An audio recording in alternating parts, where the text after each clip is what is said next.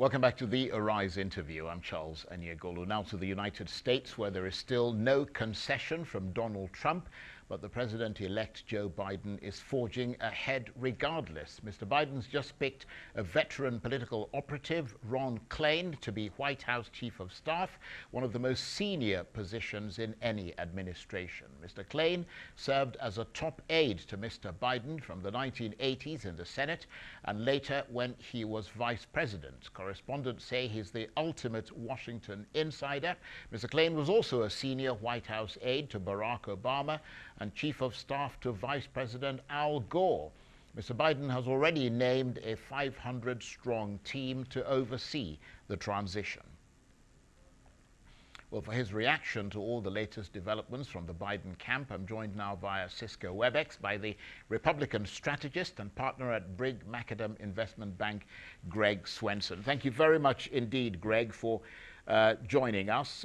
Quite a CV there, I'm sure you'll admit, albeit perhaps a tad reluctantly, as Mr. Biden forges ahead as president-elect.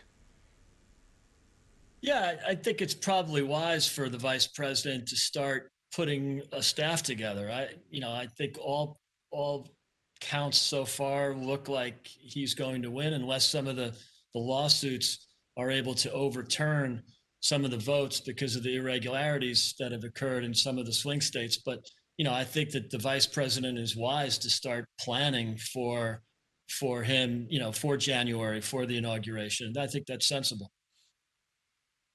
Well, I would agree with you. And of course, just looking at the CV of Mr. Klain there, in addition to having contacts all over Washington, and he knows where all the levers are that he can pull to make things work, he'll also likely bring something to Joe Biden that Donald Trump never had with 4 chiefs of staff. And that is, he went through 4 chiefs of staff in his first term, and that is a profound lack of a trusting relationship, which is what Joe Biden appears to have. Well, it's interesting because the chief of staff, by most measures, probably should be a Washington insider. And the president's first chief of staff, Reince Priebus, was an experienced Republican manager of some sort. He was the head of the Republican National Committee. And I think it was important for the president to try to bring in some of the establishment Republicans in spite of his disruptive nature. I mean, one of the big pitches of the President Trump in 2016 election was to be disruptive, to bring people that were not necessarily Washington insiders. And I think you'll see Vice President Biden, if he assumes office, to go completely the other way. He's been in Washington for 47 years. He's very dialed in Washington.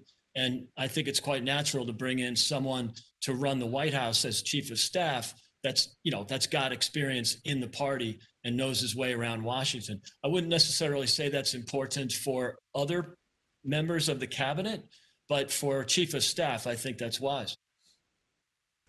Well, I mean, the problem is that Donald Trump never let his chiefs of staff decide how to do their job and to decide who he needs to see. So no trusting relationship because Donald Trump thought he was his own best chief of staff. I mean, so a signal perhaps from Joe Biden that the days of government by tweet are over.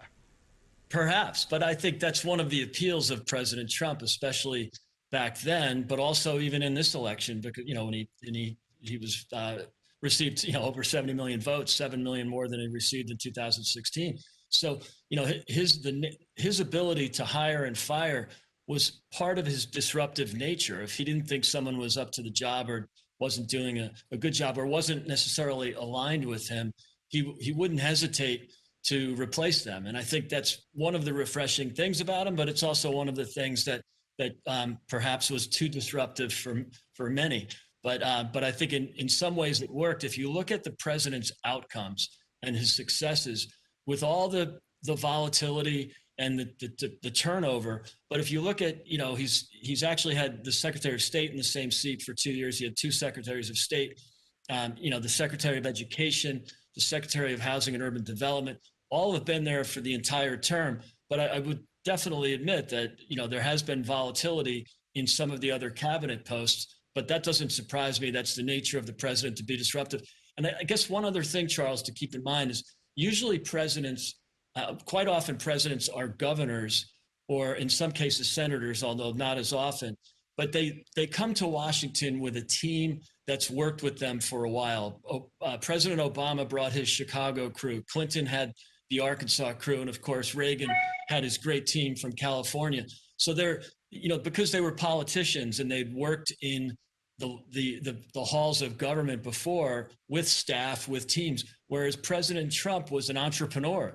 And entrepreneurs are known for being, very attached to their business, very proud of their business, and willing to keep people that, or keep people that are loyal, but dispose of people that are not. And was unseemly at times, and I think that upset people, but that's just the nature of the entrepreneur in chief that he was. That's a very good point you've made there. Very interesting. Meanwhile, of course, a lot of news oxygen has been diverted into the so far unsubstantiated Republican claims of a dodgy election. And all we've seen are lots of court cases thrown out. Yeah, look, I mean, there's plenty of substantiated claims. I wouldn't say they're unsubstantiated. The question really is, will they amount to the overturning of 60,000 votes or whatever the number is that's necessary? And that's the real issue. And I think that's the concern that many of us have, is that he might be right. It was clearly loaded with voter irregularities, and there's evidence, lots of evidence of fraud. But the question is, is it fraud on 10 ballots, 10,000, or 100,000? I think that's the great mystery right now.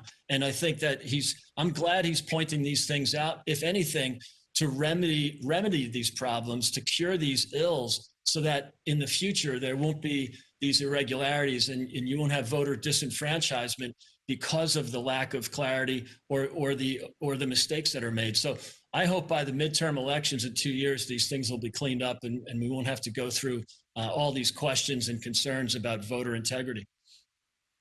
Well, I mean, if it's just going to, lead to 10 votes being removed, what's the point of wasting all that time? I mean, if you look at Georgia, for example, I mean, is this recount more about the political symbolism of the Democrats winning a state that used to be largely Republican? I mean, an attempt within the Republican Party to try to satisfy everyone and make it feel like the Republicans are doing enough to make sure that it was actually Joe Biden who did win and Donald Trump didn't somehow get cheated out of the election. I mean, it just seems like a waste of time.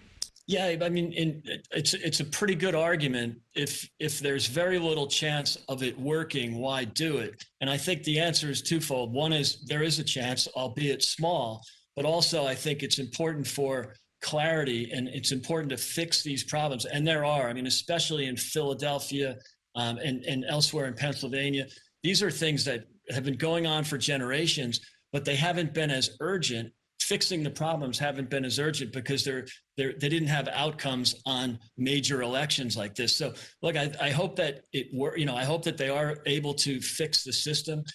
Obviously mass mail-in ballot voting was a challenge. To have this, this new function within the electoral process without preparation, I think was a mistake. And I think, if we can fix these problems for the next election, great. And I also, as I think I said earlier this week, Charles, the fact that they're bringing some clarity, they want to uncover these irregularities, that actually helps President Biden. If he takes office in January with all of these voter irregularities hanging over his head, much like the Russian collusion scandal really plagued President Trump for the first 2 years of his administration. It turns out they were complete falsehoods and completely fabricated and didn't exist. Whereas at least with these, we know they exist. We don't know to the scale that they exist, but they do exist. So I think that helps a new President Biden in many ways to bring some clarity to it. Well, Greg, I want to thank you very much indeed. I know you had a busy day today, so we appreciate your taking the time to talk Happy to us. to do it, Gregg Charles. Swenson is a Republican strategist and partner at Brigg Macadam Investment Bank. That's it for this edition of the Arise interview. Join us again tomorrow from me and the entire team here in Abuja, the UK and the United States. Bye-bye, and thank you for watching.